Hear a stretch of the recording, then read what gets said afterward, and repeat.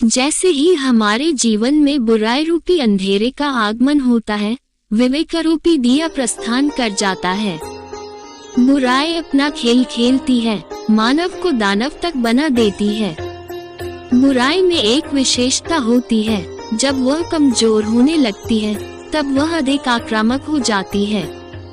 यही समय है जब थोड़े धैर्य के साथ उसका मुकाबला किया जाए। इस दौरान हमें उस सुहानी सुबह के बारे में सोचना चाहिए जो उस अंधेरी बुराई के ठीक पीछे उजाले के रूप में होती है। आज मेरे सामने दो मुहावरे हैं। एक सड़ी मछली सारे तालाब को गंदा कर देती है और एक अकेला चना भार नहीं फोड़ सकता। दोनों ही मुहावरों में विरोधाभास है। जब भी एक उदाहरण देता है, दूसरा तपाक से दहला मारते हुए दूसरा मुहावरा उछला देता है। लोग हंसकर रह जाते हैं। आइए इन मुहावरों का विश्लेषण करें। दोनों में मुख्य अंतर है अच्छाई और बुराई का। मनुष्य की यह प्रवृत्ति है कि उसे बुराई जल्द आकर्षित और प्रभावित करती है। दूसरी ओर अच्छाई में चकाचौंध करने वाली कोई चीज नहीं होती, ये सदैव निर्लिप्त होती है। जब तक कमरे में उजाला है तब तक हमें अंधेरे का भान ही नहीं होता। जैसे ही लाइट गई, अंधेरा पसरा कि हम फफड़ाने लगते हैं। तब हम उजाले का महत्व समझने लगते हैं। विदेशों से हमने कई नकलें की हैं। फैशन, शिक्षा, रहन सहन आदि की नकल करने में हम बहुत आगे हैं, पर समय की पाबंदी, निष्ठा, अनुशासन जैसे गुणों की ओर देखना भी मुनासिब नहीं समझा। विदेशों में जब एक मिनट के लिए किसी की ट्रेन छूट गई या फिर थोड़ी सी देर के लिए काफी नुकसान उठाना पड़ा हो, वही जान सकता है कि समय का कितना महत्व है। हम अपने देश में समय को बेकार जाते देखते भर रहते हैं। एक सड़ी हुई मछली में संक्रामक कीटाणु होते हैं जो तेजी से फैलते हैं।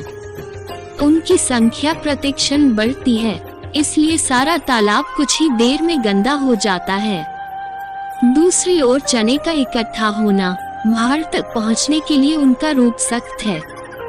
गर्मी पाते ही चने का रूप बदल जाता है, वह कोमल हो जाता है। भार की गर्मी से चने ने अपना रूप बदल दिया। भार फोड़ना एक क्रांतिकारी विचार है। क्रांति ठोस इरादों से आती है। अन्याय के खिलाफ आवाज बुलंद करना क्रांति का आगाज है। भार चने पर कोई अत्याचार नहीं करता, बल्कि अपनी तपिश से उसे कोमल और स्वादिष्ट बनाता है।